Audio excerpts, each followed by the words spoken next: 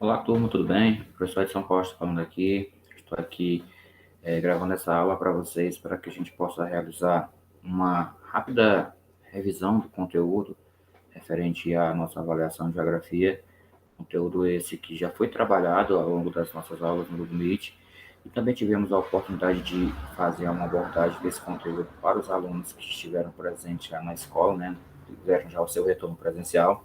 Mas para aqueles que não tiveram ainda essa oportunidade, que é a grande maioria que está assistindo esse vídeo, a gente vai trazer hoje aqui os principais pontos, né, que foram discutidos, que foram trabalhados ao longo desse terceiro bimestre, para que possa orientar melhor vocês em relação aos conteúdos que deverão ser estudados e, obviamente, para que vocês consigam obter um bom desempenho na avaliação. Então, a gente vai iniciar aqui a nossa exposição, trazendo esses pontos principais, ok?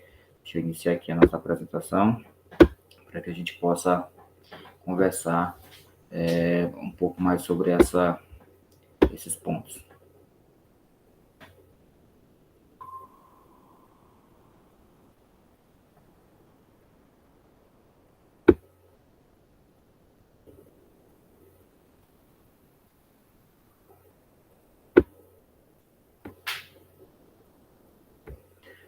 Bem, deixa eu só retornar aqui, colocar tudo direitinho, né, para ter certo. Ok. Então, assim, né, o conteúdo que está sendo trabalhado, que foi trabalhado nas aulas de geografia e que será cobrado na avaliação bimestral, é o conteúdo referente a 2 capítulos do livro didático. O capítulo 7, que faz referência aí à sociedade e à economia, cujo título vocês veem aparecendo aí na tela, né? E o capítulo 8, que faz uma análise acerca dos povos em movimento, das migrações internacionais, dos principais fatores que levam a pessoas deixarem seus países de origem, tentarem ingressar em outros países e quais as consequências diretas, né, dessas migrações para a economia, para as transformações no espaço. Então, são esses os 2 capítulos que foram trabalhados ao longo desse terceiro bimestre e a gente vai fazer aqui, eu estou trazendo aqui para vocês os principais tópicos. A gente não vai fazer uma abordagem geral, né, completa desse conteúdo, até porque já fizemos isso e vocês, eu espero também que tenham tido a oportunidade, tiveram a oportunidade, né, mas espero que vocês tenham lido o conteúdo, né, do livro didático, que tenham também assistido aos vídeos que orientamos para que vocês pudessem ter um conhecimento um pouco mais aprofundado acerca dessa temática, porque isso vai ser bastante importante para o entendimento, certo? Então, em relação ao capítulo 7, que é a Sociedade e a Economia, o principal objetivo do estudo desse capítulo é analisar quais são as transformações socioespaciais provocadas pelas atividades econômicas, né? A gente sabe que ao longo da história, essas atividades econômicas, sobretudo no Brasil, elas foram bastante importantes para moldar, para desenhar, né, o nosso território. As principais cidades, as principais regiões que hoje são consideradas regiões mais desenvolvidas do nosso país, e também as primeiras cidades, as primeiras capitais do nosso país, elas foram se constituindo a partir de determinadas atividades econômicas, como, por exemplo, o cultivo da cana-de-açúcar, posteriormente a mineração, aí a gente vai ter a chegada do café, né, o cultivo do café, a pecuária também exerceu um papel importante nesse contexto. Então, essas atividades econômicas, elas têm e sempre tiveram, né, um papel muito importante nessa remodelação do espaço, o espaço que vai sendo remodelado, né, a partir das atividades econômicas que vão sendo implantadas, que vão sendo desenvolvidas nele. E aí, para a gente entender melhor como é que se dá essas atividades, né, e essa remodelação do espaço, é importante entendermos como é que funciona a economia, né, como é que a economia ela está organizada. De um modo geral, os autores eles costumam costumam organizar a economia em 3 setores, que são denominados de setores da economia ou setores econômicos. Quais seriam esses 3 setores? A gente vai ter o setor primário, que envolve aí principalmente aquelas atividades que estão ligadas à extração dos recursos naturais. O setor secundário, ele já vai abranger as atividades ligadas à transformação daquele recurso natural que foi extraído, né, da natureza, né, por exemplo, a matéria-prima. E o setor terciário é aquele que envolve a prestação de serviços, né, que está mais vinculado ao dia a dia da população.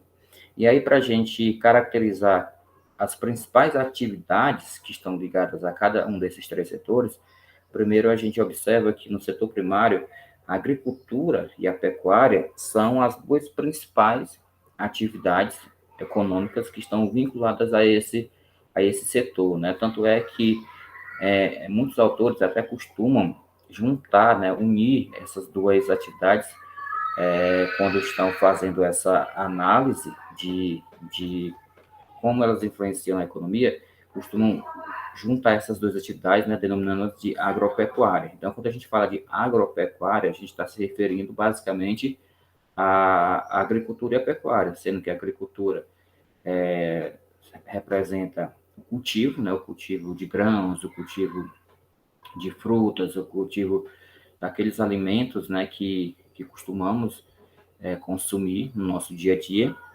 E a pecuária é a criação de animais, né?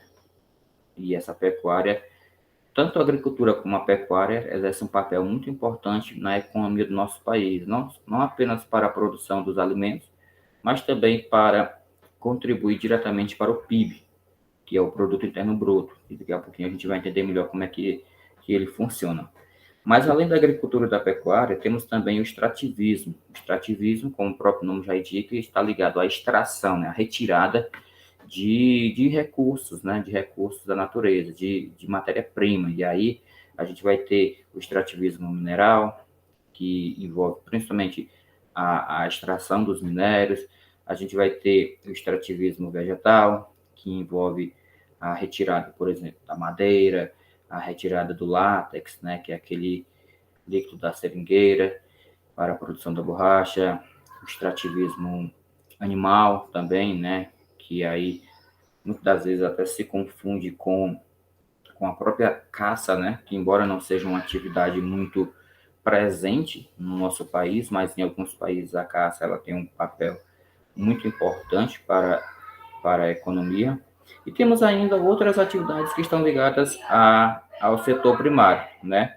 Que seriam a piscicultura, por exemplo, né? Que é a criação de peixes, a apicultura, que é a criação de abelhas para a produção do mel. Então, o setor primário ele envolve diversas atividades que estão todas elas, né, vinculadas diretamente à extração dos recursos naturais, né, a extração ou a produção, né, porque quando a gente fala de agricultura, a gente também tá se referindo à produção.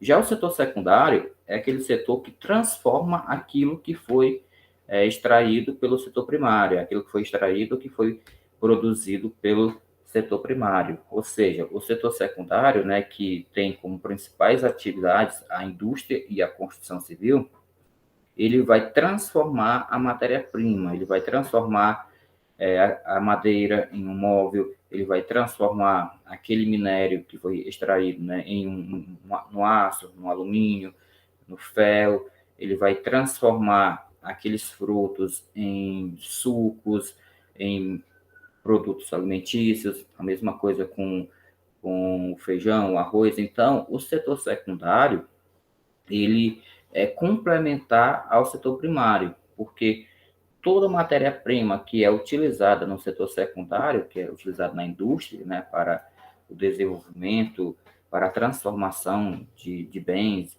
produtos, é proveniente lá do setor primário. Então, o setor secundário ele também exerce um papel muito importante na economia de um país. Tanto é que aqueles países que são considerados mais desenvolvidos, geralmente, eles possuem uma indústria bem avançada, uma indústria que consegue gerar muitas riquezas em função do seu desenvolvimento. E também a construção civil, né? Porque a construção civil ela também exerce um papel importante na economia, não só para a geração de emprego, mas também para oferecer a infraestrutura necessária para que as outras atividades possam ocorrer, né? Por exemplo, se eu vou colocar um empreendimento, eu preciso de um espaço, eu preciso de um ponto, de um galpão, ou um shopping, eu preciso de um espaço maior. No caso, por exemplo, se eu for transportar um produto, eu preciso de uma estrada, eu preciso de uma ferrovia, e tudo isso está ligado à construção, né? À construção civil. Então, o setor secundário tem essas duas atividades, a indústria e a construção civil, como atividades fundamentais para o crescimento da economia também. E o setor terciário, que é o terceiro setor, né? Ele envolve principalmente as atividades ligadas ao comércio e à prestação de serviços, que, como eu já disse no início, são as atividades que estão mais presentes no nosso dia a dia, né? E aí, quando a gente fala de prestação de serviços, estamos nos referindo aos serviços ligados à educação, à saúde, ao transporte, ao lazer, ao turismo, à segurança, enfim, há diversas atividades que são atividades bastante presentes no dia a dia das pessoas. E o comércio também é uma atividade ligada ao setor terciário, que também envolve, né, o serviço, embora que sejam serviços voltados à obtenção do lucro, né, no caso do comércio, mas ele é uma atividade muito importante tanto para a geração de empregos, como também para o dinamismo da economia, né, para a circulação de capital, para a circulação de dinheiro. Então, o comércio ele exerce um papel importante nesse setor. Portanto, temos aí os três setores da economia: setor primário, setor secundário, setor terciário, sendo que cada uma das atividades de cada setor, elas acabam, de certa forma, sendo complementares, né? Por exemplo, a agricultura, ela acaba complementando a atividade industrial, que por sua vez complementa a atividade ligada ao comércio, porque o que é comercializado, o que é vendido no comércio, né, é proveniente da indústria e por aí vai. Então, a gente pode afirmar o seguinte, que as atividades econômicas, elas são complementares. E aí a gente tem uma ilustração aqui que representa bem essa complementariedade, né? Observem que eu tenho, por exemplo, aqui todo o processo, toda a chamada cadeia produtiva de um bem, né? No caso aí a produção e a venda de móveis. Então eu tenho a primeira etapa aí que seria o extrativismo, que é quando eu vou retirar, né? Vou extrair da natureza a árvore, né? O homem vai lá, derruba as árvores da floresta, retira a madeira e aí essa madeira ela é destinada para a indústria, né? Para a fabricação de móveis. Só que nesse processo de destinação eu já tenho uma atividade que é ligada ao setor terciário, né, que é o transporte. Então, observem que a atividade ligada ao setor primário, que é o extrativismo, já está vinculada direto com o setor terciário, que é o transporte daquilo que foi retirado da natureza, né, a prestação de serviços, que o homem ele vai transportar a madeira cortada na floresta para a indústria, e quando essa matéria-prima, que é a madeira, chega na indústria, ela vai ser transformada, né? A indústria ela vai transformar essa madeira, essa árvore que foi retirada da natureza, em móveis, né? Em móveis por meio das máquinas que estão presentes na indústria. E aí, novamente, eu vou ter a atuação do, do serviço de transporte, né? E aí é mais uma vez uma atividade ligada ao setor terciário. Então, o transporte ele vai exercer novamente um papel importante nesse contexto, porque esse móvel que foi transformado, né, que foi produzido na indústria, ele vai ser transportado para onde? Para o comércio, porque ele vai ser comercializado nas lojas, ele vai ser comercializado no shopping, né? Então, eu já tenho aí novamente o transporte exercendo esse papel muito importante nessa cadeia produtiva. E o comércio, por sua vez, né, ele vai justamente fazer o quê? Fazer o repasse, né, a venda desse bem que foi produzido para a população. Então, quando eu adquiro um móvel em uma loja, esse móvel ele já está lá, todo pronto, né, embalado, bonitinho, mas ele passou por todo um processo que iniciou lá na extração da madeira da natureza, né, na extração da árvore da natureza. Então, observem que a produção de um bem, né, a produção, o consumo de um bem, ele envolve toda uma cadeia produtiva e essa cadeia produtiva, ela ela acaba tendo os três setores da economia envolvidos, né? O setor primário, o setor secundário e o setor terciário, certo?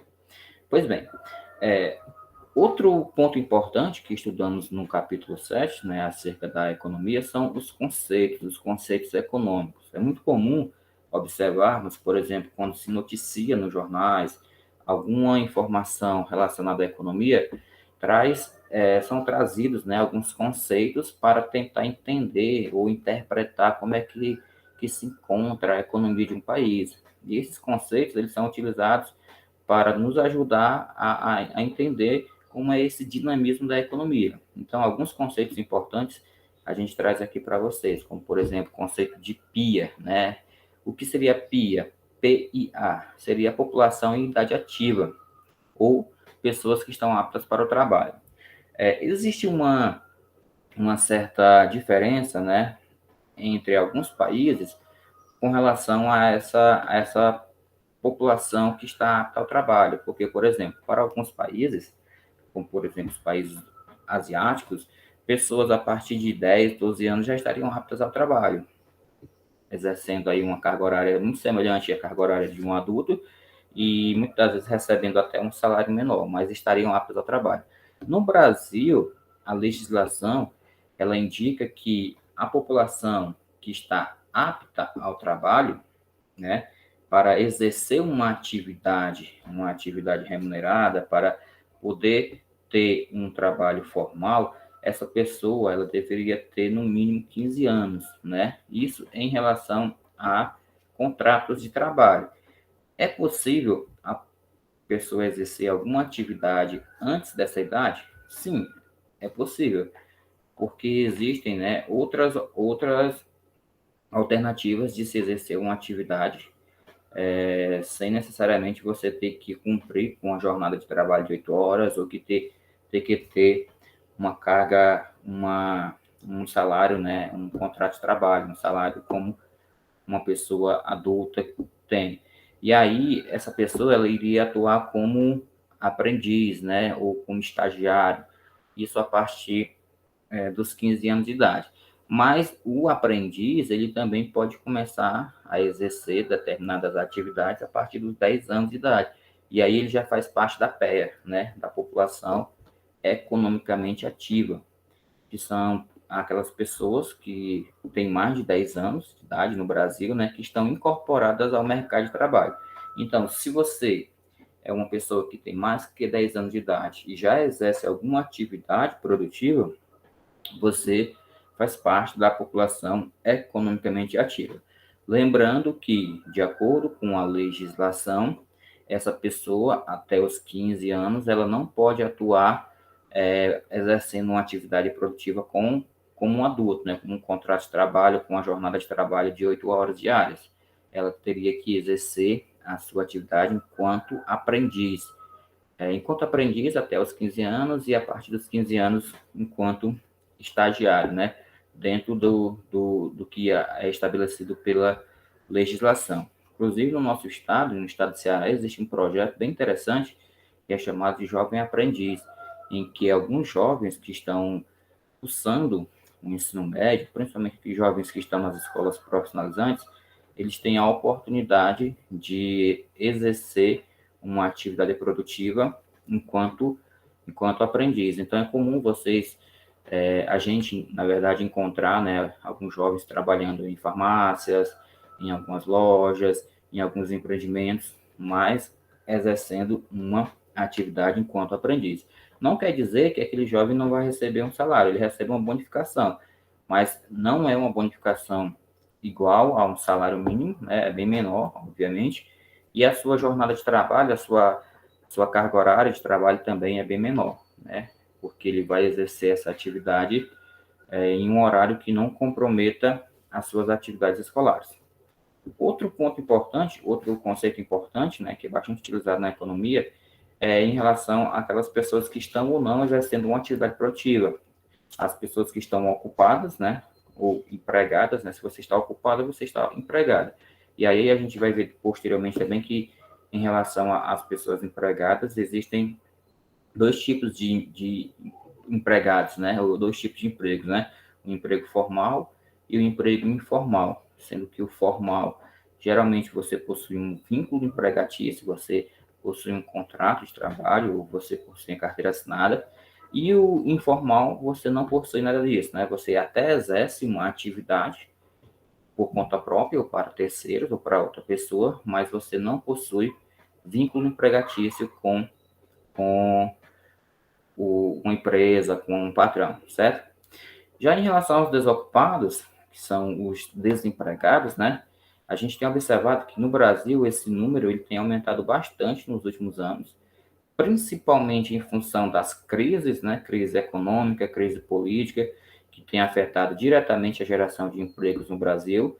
E os índices apresentados pelo IBGE, o Instituto Brasileiro de Geografia e Estatística, que é o órgão do governo que faz essa análise em relação à população, ele mostra que há uma crescente cada vez mais significativa, né? O número de desempregados no Brasil tem aumentado cada vez mais. E por que isso tem acontecido? Será que é só a crise econômica? Será que é só em função da pandemia? Ou existem outros fatores que têm afetado esse crescimento, né, do desemprego no Brasil? Então, para a gente entender melhor isso, a gente vai ver aqui, né, como é que o país ele se encontra atualmente, como é que o Brasil se encontra atualmente em relação à geração de riquezas, né? E aí para a gente entender melhor como é que se dá essa geração de riqueza, a gente tem que saber o que significa, o que representa o chamado PIB, o Produto Interno Bruto. O que seria o PIB, né? O Produto Interno Bruto. Ele é o principal indicador econômico de um país. É ele que avalia, é ele que mede se o país ele está crescendo ou não economicamente. Se ele está apresentando um crescimento econômico comparado com outros países ou se ele está regredindo, né? E aí o PIB, geralmente, ele envolve todas as atividades produtivas que estão inseridas lá naqueles três setores da economia: o setor primário, o setor secundário e o setor terciário.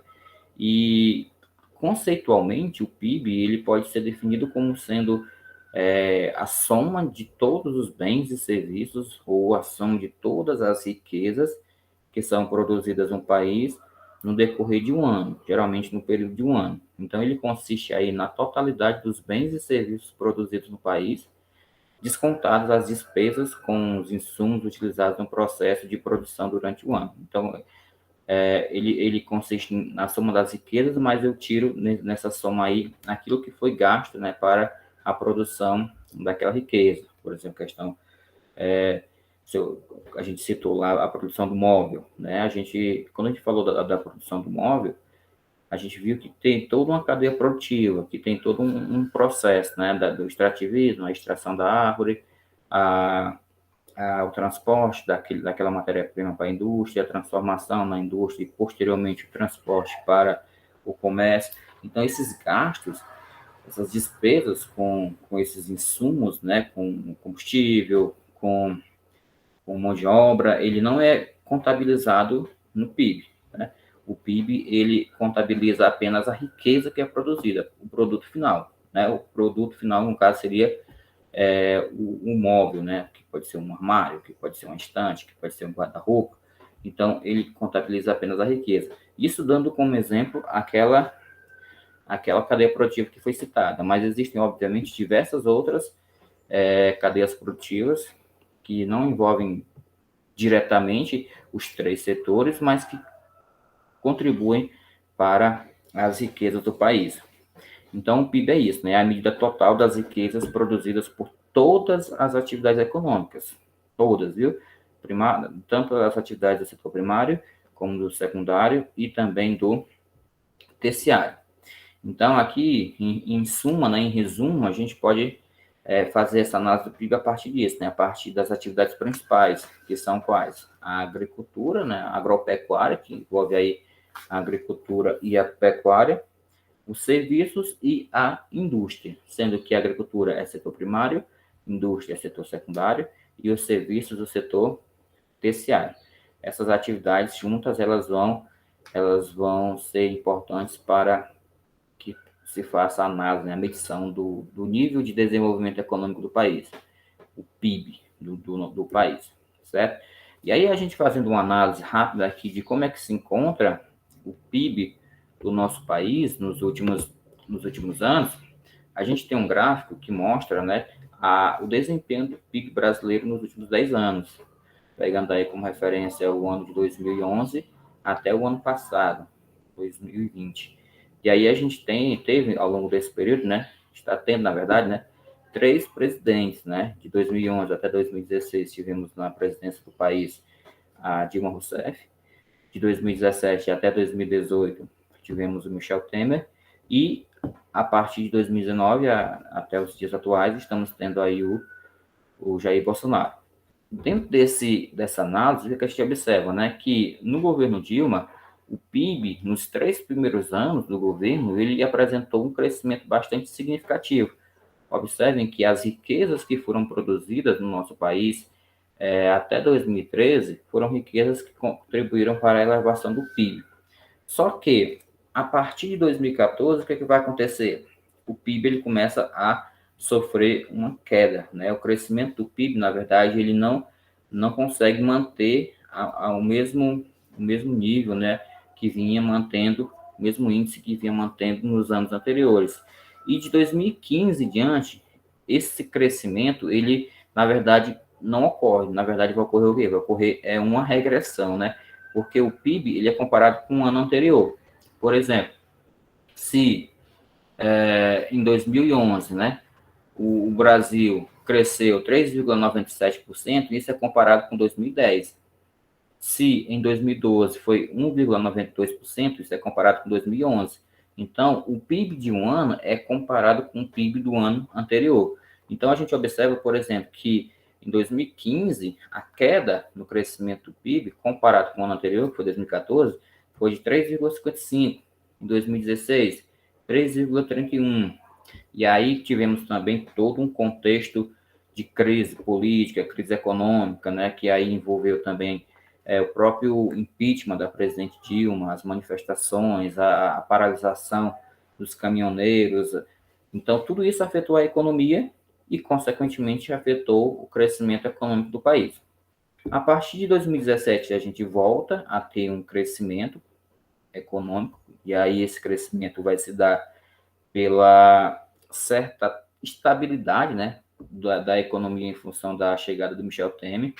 Não é que o Michel Temer tenha sido, né, um ótimo, um excelente presidente, mas como vivíamos tempos bastante turbulentos, né, em função das disputas políticas, então os empresários eles tinham receio de investir, tinham receio, por exemplo, de abrir novas empresas, de gerar uma maior oferta de empregos. E aí, quando a gente tem um momento de certa estabilidade política, né, que diminui um pouco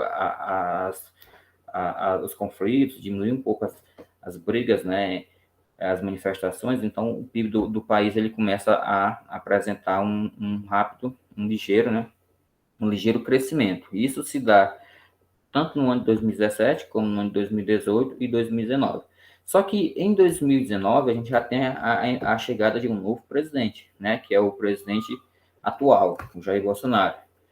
E observem que no primeiro ano do presidente Jair Bolsonaro, né, o nosso PIB ele continua em crescimento, até porque as empresas, né, acreditavam que a chegada desse novo presidente iria oferecer, iria propiciar um novo horizonte para a nossa economia, que o país ele iria crescer economicamente, que haveria mais investimentos em diversos setores, né?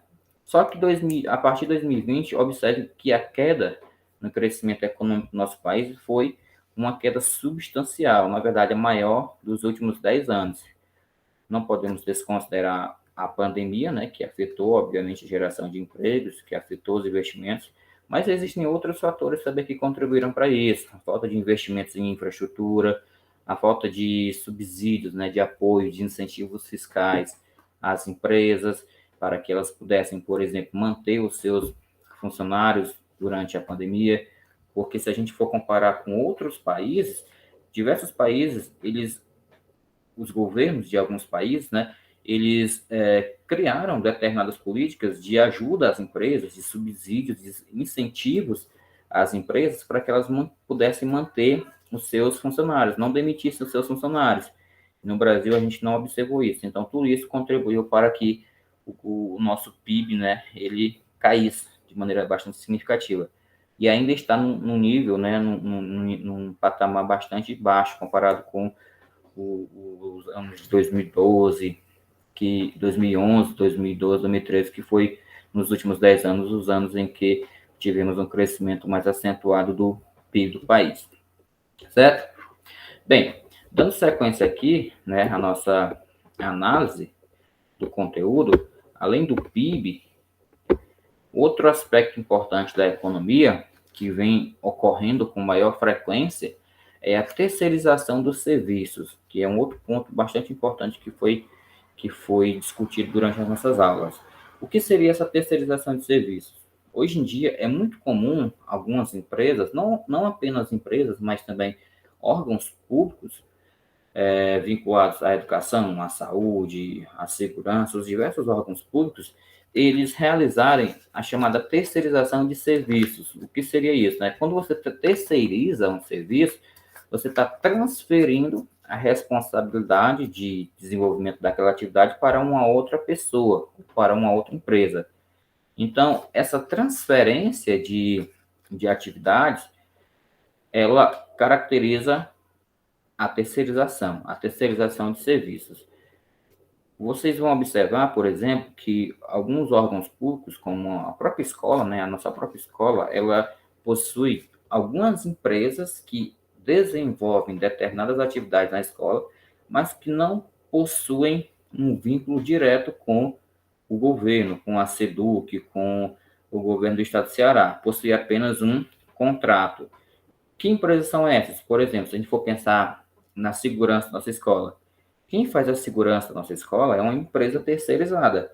É uma empresa que possui um contrato com o governo do estado, do Ceará, e essa empresa ela faz as suas contratações sem necessariamente precisar consultar o governo para saber quem é que ela vai contratar. Na verdade, o que acontece? Acontece o seguinte, o governo ele abre uma chamada, né? Uma chamada para essas empresas, né? Que na administração pública a gente chama isso de licitação.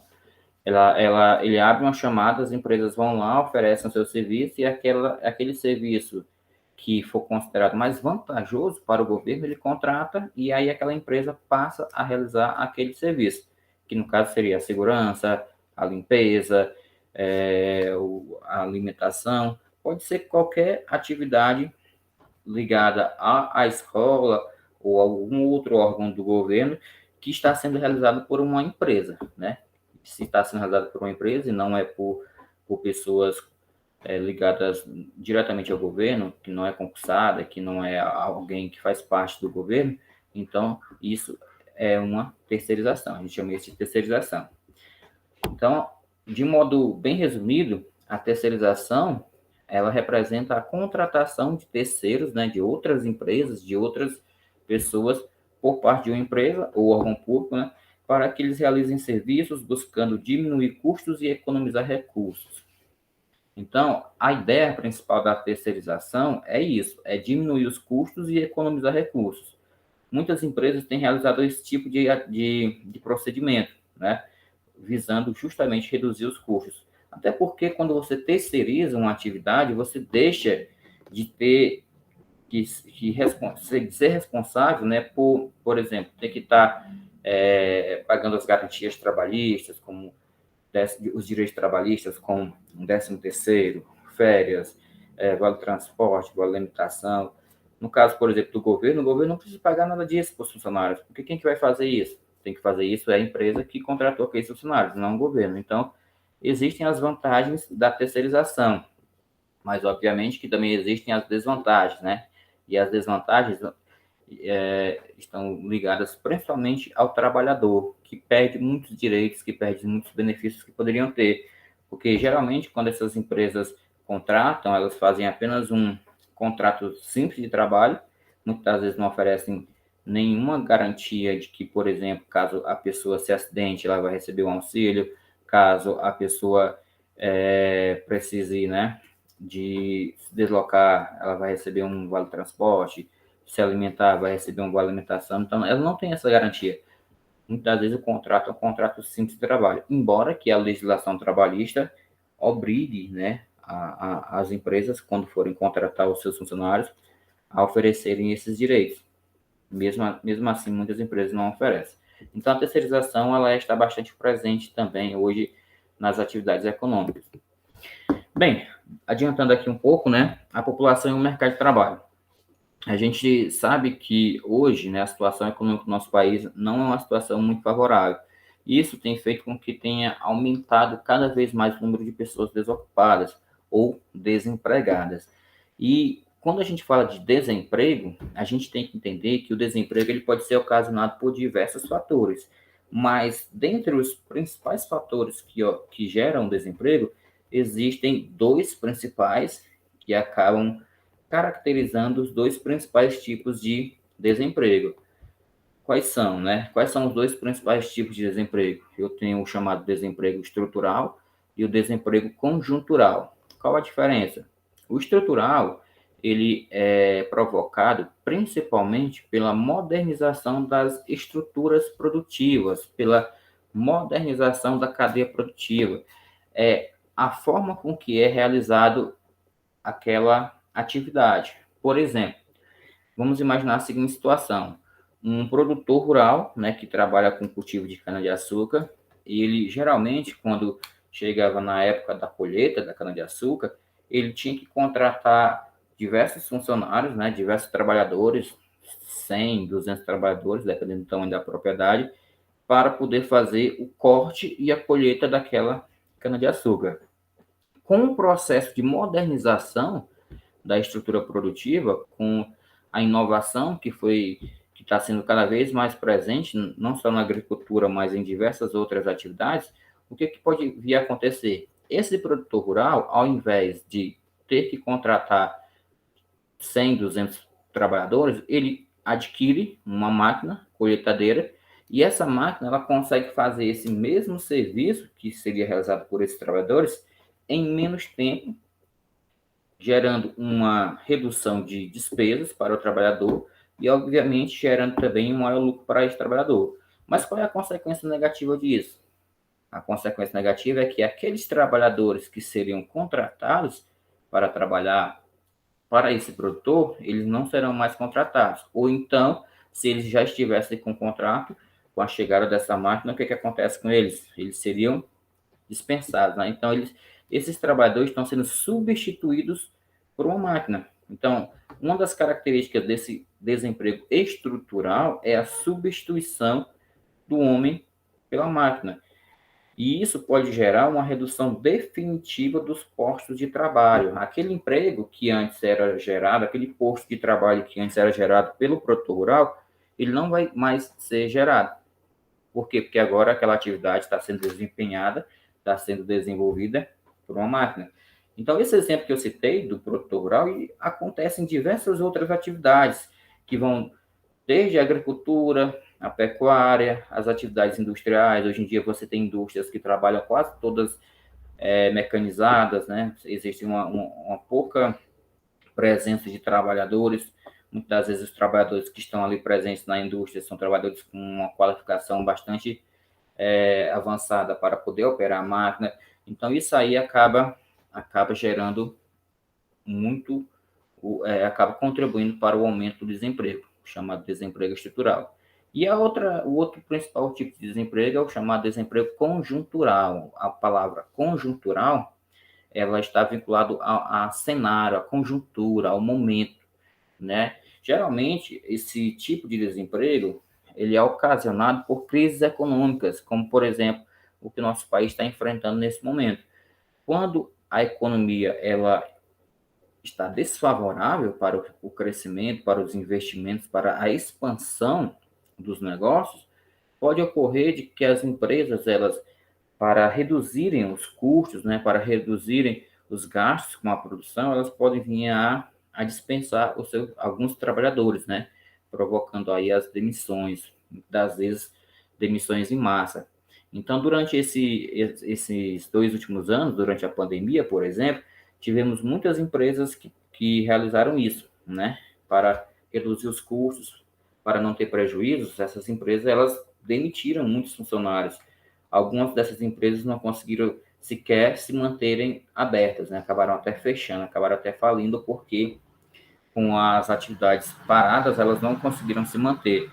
Então, a depender do cenário econômico, podemos ter uma redução temporária dos postos de trabalho, porque, por exemplo, algumas empresas que demitiram os seus funcionários estão retomando as suas atividades agora, elas estão recontratando, né? Estão chamando de volta os funcionários que elas demitiram. Então, pode ser uma redução temporária, porque posteriormente, né, quando passar aquele momento difícil, a empresa pode recontratar.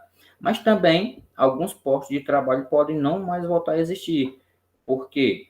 Porque pode tanto a empresa não conseguir se manter, né, pode chegar a fechar em função daquela crise econômica, como ainda ela pode buscar algumas inovações, né, pode buscar algumas inovações utilizando aí novas formas de se desenvolver aquela atividade, e aí já entra as inovações tecnológicas, a utilização de máquinas, que vai fazer com que aquele trabalhador que foi demitido, ele não seja mais recontratado. Então, observe que uma crise econômica, né, um cenário desfavorável, pode gerar o desemprego, que poderia ser temporário, mas pode se tornar definitivo, se aquela empresa que demitiu, ela resolva, ao invés de recontratar o seu funcionário, ela resolva se utilizar de uma outra forma de desenvolver aquela atividade, né? Utilizando, de repente, máquinas, utilizando outras inovações. Um exemplo, aqueles restaurantes que hoje, né, trabalham com entrega, né? Muitos restaurantes, durante esse período de pandemia, eles buscaram inovar criando aplicativos, né? Aplicativos próprios. Então, se no restaurante eu tinha, por exemplo, 2, 3 pessoas responsáveis por atender as ligações dos clientes para os pedidos, com a criação do aplicativo, o cliente faz o pedido no próprio aplicativo e o restaurante não precisa mais daquela pessoa para atender o telefone. Então, o que aconteceu? Aquela pessoa que antes era responsável por atender os telefones, as ligações, agora não vai mais ter o seu posto de trabalho. Então, isso aí mostra o quanto alguns postos de trabalho podem não mais voltar a existir em função dessas inovações também. Bem, só para a gente já entrar na parte final aqui do conteúdo do capítulo 7, um outro ponto importante é acerca das mulheres no mercado de trabalho, né, do papel da mulher no mercado de trabalho, como é que a mulher, ela hoje, né, quais são os desafios, né, que as mulheres enfrentam em relação ao mercado de trabalho, em relação à sua carreira, em relação às suas expectativas, seus objetivos profissionais. E aí a gente observa que a cada dia que se passa, mesmo com todo um processo de desenvolvimento econômico, desenvolvimento social, né, a busca por igualdade, né, uma maior autonomia da mulher, né, as mulheres elas têm exercido um papel cada vez mais importante, né, a questão do empoderamento feminino, mas mesmo assim ainda existem diversas atividades, aliás, diversos desafios que as mulheres enfrentam no mercado de trabalho. Esses desafios vão desde o próprio preconceito, a discriminação, porque ainda há bastante presente nesse mercado de trabalho a questão do machismo, né, do autoritarismo masculino. Então, essas frases que estão elencadas aqui, nesses termos que estão sendo elencadas, caracterizam bem isso, né?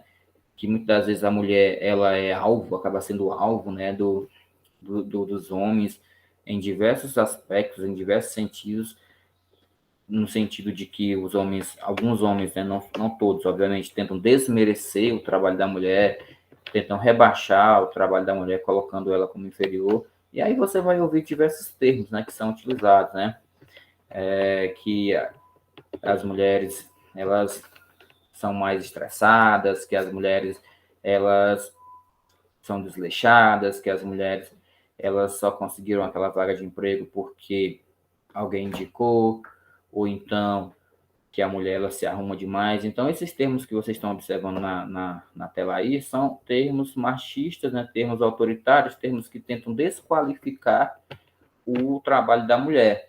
Quando, na verdade, a mulher, ela, na grande maioria das vezes, ela possui, em média, anos de estudos sempre superiores aos homens, né? As mulheres geralmente estudam mais que os homens, em termos de qualificação profissional, as mulheres elas apresentam uma qualificação profissional mais elevada do que os homens, mas mesmo assim o salário continua desigual, né? As mulheres continuam recebendo menos, mesmo desenvolvendo a mesma atividade. E isso mostra a desigualdade que existe em relação ao mercado de trabalho masculino e feminino, né? Uma mulher e um homem exercem a mesma função dentro de uma empresa, mas em diversas situações a mulher acaba recebendo menos e não é valorizada. Sem falar de outras situações, né, mais graves, como, por exemplo, a questão do próprio assédio, né, assédio sexual, assédio moral, que ocorrem nas empresas. Recentemente, não sei se vocês devem, eu creio que vocês devem ter acompanhado o caso lá do presidente da CBF, né, da Confederação Brasileira de Futebol, que foi denunciado por ter assediado, né, a sua secretária, inclusive foi até afastado da função por conta disso. Tivemos agora um caso mais recente, não envolvendo o trabalho, mas envolvendo a mulher, de modo mais genérico, de uma mulher que estava passeando de bicicleta na rua, lá no Rio Grande do Sul, e aí passaram dois homens, né, no carro, e um dos homens passou a mão nas nádegas da mulher e a mulher acabou caindo. Então, situações como essas, infelizmente, ainda são bastante presentes, né? Não só na sociedade de um modo geral, mas no mercado de trabalho. E aí cabe à sociedade, né? Cabe a nós, enquanto sociedade, buscar reverter esse cenário, fazendo com que a mulher ela tenha mais respeito, seja melhor, mais valorizada, né? E tenha os mesmos direitos e deveres dos homens, né? Para que a gente possa ter um mercado de trabalho mais justo e igualitário. Bem, então aqui, ó, só para exemplificar um pouquinho essa situação em relação às mulheres, ainda tem outros poréns, né? Ainda existem outras questões ligadas às mulheres, porque as mulheres, muitas vezes, elas têm dupla jornada de trabalho. Elas trabalham numa empresa durante 8 horas, né? Manhã e tarde, quando chegam em casa, ainda vão exercer a função de dona de casa, ainda vão cuidar dos filhos, né? Ainda vão limpar a casa, vão fazer a comida para o marido. Então, isso aí acaba afetando demais a vida da mulher, né? A questão do estresse, a questão do cansaço. Então, tudo isso acaba afetando. E aí a gente observa que o salário das mulheres sem filhos, né, ele em média, ele é maior do que as mulheres com filhos. Por conta de quê? Por que isso acontece? Por conta do tempo que as mulheres com filhos, né, têm para poder se dedicar ao trabalho, que é menor, a própria tempo para poder se qualificar, né, para se especializar em uma atividade, ela muitas vezes não tem esse tempo todo por conta dos filhos. Então, isso aí são situações que ainda afetam demais a vida das mulheres. Gente, para encerrar esse tópico aqui do capítulo 7, a gente vai falar aqui sobre a fuga de cérebros. O que é isso? É quando ocorre uma saída em massa de pessoas com elevado nível de qualificação profissional que saem do seu país, no caso do Brasil tem acontecido com muita frequência, que saem do seu país para outros países em busca de não apenas melhores oportunidades de emprego, mas também em busca de melhores qualificações. Muitas vezes o mercado de trabalho aqui não oferece aquilo que eles desejam, né? E aí as próprias brigas, as disputas políticas, as crises econômicas desfavorecem o crescimento profissional dessas pessoas. Então, o que acontece? Essas pessoas, elas tendem a buscar outros horizontes, né? Elas buscam outros países. Então, essa saída em massa de pessoas com um elevado nível de qualificação para outros países, a gente denomina isso de fuga de cérebros, certo? Para encerrarmos, a gente vai entrar aqui no capítulo 8, Povos em Movimento. A gente vai falar aqui de maneira mais breve sobre esse conteúdo, porque foi o último conteúdo trabalhado na nossa aula de geografia. Quando a gente fala de povos em movimento, que é o capítulo 8 do livro, a gente está se referindo dos deslocamentos populacionais pelo mundo, das migrações, né? da saída e entrada de pessoas em países. E a gente observa que nos últimos anos, em função também do avanço da globalização, essas migrações elas se intensificaram, tanto por conta da facilidade com que hoje os transportes eles propiciam o deslocamento das pessoas, como também por conta da própria tecnologia da informação, das informações que chegam nos diferentes lugares do mundo, que fazem com que as pessoas em países cujas as oportunidades não são muito grandes, elas vislumbrem, né, uma melhor condição de vida nos países mais desenvolvidos. Então, quando você vê na internet ou na TV alguma notícia relacionada a um país desenvolvido, como, por exemplo, os países da Europa, os Estados Unidos, o Japão, e você imagina que aquele país seja um país propício para você conseguir crescer, né, se desenvolver profissionalmente, ter um melhor salário, uma melhor condição de vida, então muitas pessoas acabam vislumbrando essa perspectiva de conseguir ir para aquele país. E aí passam a tentar entrar naquele país. Muitas vezes essa entrada não é permitida, porque essas pessoas não têm os requisitos básicos para entrar, né? Ser uma pessoa que vai estudar, ou então que vai fazer turismo, ou ainda uma pessoa que tem autorização do país para entrar. Então, aí que entra em muitas situações a questão da migração clandestina, né? Dos imigrantes que tentam entrar no país de maneira irregular. E quais são os principais fatores que impulsionam esses deslocamentos, né? A gente vai ter diversos fatores que estão ligados desde a questões econômicas, né? O país está passando por crise econômica, não tem oportunidade de emprego, a questões políticas, a perseguições políticas, a catástrofes naturais, né? Às vezes acontece um evento natural que provoca destruição, que provoca morte no país de origem dessas pessoas, como, por exemplo, terremotos, furacões, tsunamis, e ainda, né, e com maior frequência, em algumas regiões, sobretudo na Ásia, no norte da África e no Oriente Médio, né, é a questão dos conflitos, né, conflitos armados, guerras civis, que têm provocado cada vez mais mortes. E aí, quando a gente fala dos conflitos, a gente não pode deixar de falar dos refugiados, né, a chamada crise dos refugiados. Quem são esses refugiados? O que é um refugiado? Quem é o refugiado? O refugiado é toda pessoa que se encontra fora do seu país de origem na busca de abrigo. Então, se você está deixando o seu país de origem, está saindo do seu país de origem em busca de um lugar seguro, em busca de abrigo, você é considerado um refugiado. E essa saída, né, do seu país de origem, ela pode se dar tanto por perseguições políticas, guerras, conflitos, né, guerras civis, conflitos armados, como também por questões ligadas a catástrofes naturais, né? Você está abandonando o seu país com medo de morrer por conta de uma catástrofe natural, de um terremoto, de um tsunami, de um furacão. Mas o que a gente tem observado com maior frequência é, a saída de pessoas de um país para outro em função de guerras, de conflitos armados. E é importante a gente fazer a diferenciação entre o que sejam o imigrante, né? A pessoa que está imigrando, tá tentando entrar num país às vezes de maneira ilegal, mas está tentando entrar no país para tentar uma melhor condição de vida, e o refugiado, né? Aquela pessoa que está fugindo realmente de uma situação difícil. Porque quando a gente fala de imigração, a gente está se referindo a um movimento voluntário, né? A pessoa está deixando o seu país de maneira voluntária, de maneira espontânea. Quando a gente fala voluntário, entre aspas, é porque essa ideia do voluntário, né? Ninguém está obrigando a pessoa a sair, mas a pessoa está saindo porque está vendo que a situação que ela vive lá não é uma situação muito favorável, ela não está satisfeita com aquele cenário, com aquele contexto, então ela vai buscar uma oportunidade em outro país, certo? Então, a migração é um movimento voluntário, podendo ser regular ou não, ou seja, podendo ser algo legal ou não, ou ilegal, né? Geralmente motivado por questões econômicas, culturais, e não havendo aí, nesse caso, né, um temor de perseguição no país de origem. A pessoa não está sendo perseguida, ela está deixando porque realmente quer deixar, mas não está sendo perseguida. Já o refúgio, né, o refugiado, ele, ele geralmente ele sai do seu país de origem de maneira forçada, né, em função das guerras, dos conflitos, das perseguições políticas, né, perseguições que podem ocorrer também com aquela pessoa, certo?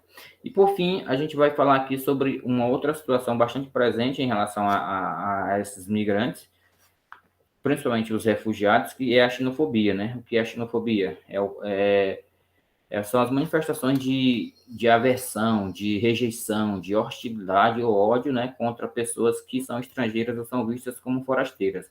No caso, por exemplo, da xenofobia que ocorre na Europa, o que vem ocorrendo com muita frequência é que a população de alguns países da Europa tem rejeitado, né, tem hostilizado essas pessoas que saem do norte da África, da Síria, da Líbia, do Iraque, do Afeganistão e tentam entrar na Europa.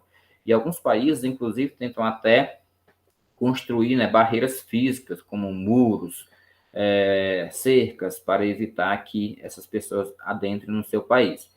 E durante esses 2 últimos anos, durante a pandemia, esse cenário ficou cada vez mais visível, né? A xenofobia ficou cada vez mais visível. Tanto é que em alguns países a população originária daquele país, né, a população que é nativa daquele país, estava até querendo rejeitar, querendo não permitir que esses refugiados pudessem se vacinar, alegando que a vacina deveria ser só para a população nativa daquele país. Então, observem, por aí a gente nota o quanto ainda há muitos desafios para serem combatidos em relação a essas questões ligadas a essa hostilidade, a essa rejeição. Até porque, independente do país de origem, né, se a pessoa é de um país desenvolvido, de um país não desenvolvido, se o país está em conflito, se não está, a gente tem que entender que todos somos seres humanos, né? Todos somos pessoas que deveríamos pelo menos ter os mesmos direitos, né? Pelo menos os direitos fundamentais, que é o direito à vida, direito à saúde, direito à paz, enfim, certo? Gente, e aí a gente encerra essa revisão que acaba se tornando uma aula, né? Porque se estendeu um pouco. E eu gostaria de encerrar trazendo essa mensagem aqui para vocês, que diz o seguinte: por menor que seja o seu tempo de estudo, estude. Não tenha medo de crescer lentamente, tenha medo apenas de ficar parado. Essa mensagem, gente, ela quer dizer o seguinte, que independente se em um determinado dia você vai estudar muito ou pouco, estude, tenha disciplina, tenha foco, tenha dedicação, porque só assim vocês vão alcançar os resultados que vocês almejam, né, os objetivos que vocês traçaram para a vida de vocês. E não pense que vai ser fácil, que vai ter coisa que vocês vão conseguir de maneira fácil. Não existe nada fácil na vida, né? Até porque tudo que vem fácil, se vai fácil. Então é realmente com muita sacrifício, com foco e dedicação que a gente consegue alcançar os nossos objetivos. Espero que vocês desenvolvam uma boa avaliação, né? Que consigam ter um bom desempenho na avaliação. Deixa eu só finalizar aqui a apresentação. E que possamos, em breve, nos encontrarmos, né, lá no ensino presencial. Espero em breve poder encontrar vocês no ensino presencial para que possamos estar retomando essas e outras discussões importantes referentes à disciplina de geografia. Mas quero agradecer a atenção de cada um de vocês, agradecer o professor e a professora de apoio, né, que esteve presente aí dando esse suporte. E valeu, estamos aí. Qualquer coisa é só entrar em contato. Obrigado, gente.